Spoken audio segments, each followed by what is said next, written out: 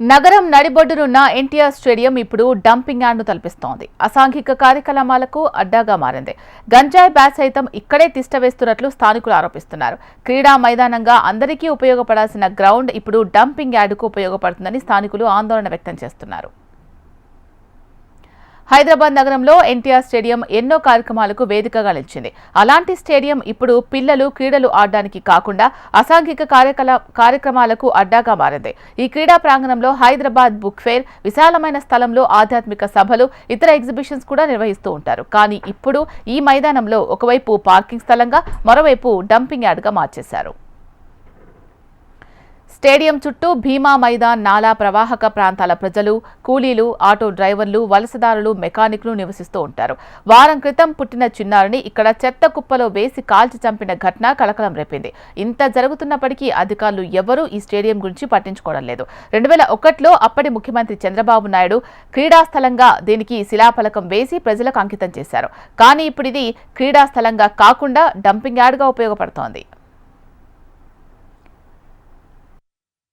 దీన్ని అయితే ఎవరు పట్టించుకుంటలేరు. ఇంతకుముందుకు ఒక్క వెహికల్ కూడా లేకుండా ఉండే, అంతా క్లియర్ ఉండే.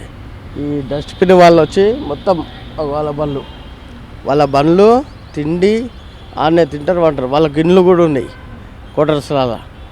మొత్తం ఇది పార్కింగ్ మొత్తం ఎల్ఐసి వాళ్ళు పైసలు తీసుకుంటారు. ఇక్కడ ఎగ్జిబిషన్ అయినా ఏదైనా అమౌంట్ వాళ్ళు తీసుకుంటారు. ఇప్పుడు అంతా పార్కింగ్ అంతా అమౌంటే. డంపింగ్ మొత్తం తీసుకొచ్చి మొన్న పాపని కాల్ చేసిర్రు. నైట్ డెలివరీ అయింది. పొద్దుల 3 గంటలకేమో 4 గంటలకు కాల పెట్టేసారు. పెద్ద కేసు అయింది అది. అటెండు 10 ఏళ్ల బీఆర్ఎస్ హయాంలో కూడా ఎన్టీఆర్ స్టేడియం అభివృద్ధికి నోచుకోలేదు. ఇప్పటి అధికారులు కూడా ఈ స్టేడియం గురించి పట్టించుకోవడం లేదు. ఒకప్పుడు కుటుంబాలతో కలిసి పిల్లలు ఆటలాడుకునేవాళ్లు. కానీ వారం క్రితం జరిగిన చిన్నారి హత్య తర్వాత నుంచి స్టేడియంలో అడుగు పెట్టాలంటేనే స్థానికులు భయపడిపోతున్నారు. ఒకవైపు డంపింగ్ యార్డ్ ఉండడం, అసాంఘిక కార్యక్రమాలు చేసేవాళ్లు ఉండడం వల్ల ఎవరూ కుటుంబాలతో కలిసి రావడం లేదని స్థానికులు చెబుతున్నారు. బుక్ ఫెయిర్, కోటి దీపోత్సవం, చేనేత వస్త్రాలకు సంబంధించిన ఎగ్జిబిషన్స్ వంటి వాటికి అద్దెకిస్తున్నారు. వాటిపైన వచ్చిన ఆదాయాన్ని తీసుకుంటున్నారే కానీ స్టేడియాన్ని మాత్రం అభివృద్ధి చేయడం లేదు. స్టేడియం ఒక డంపింగ్ యార్డ్గా మారడంతో చుట్టూ ఉన్న వాళ్ళకి అనారోగ్య సమస్యలు తలెత్తుతున్నాయని వాళ్ళు చెబుతున్నారు. ఇప్పటికైనా సంబంధిత అధికారులు స్టేడియాన్ని కాపాడుకునే విధంగా చర్యలు తీసుకోవాలని స్థానికులు కోరుతున్నారు.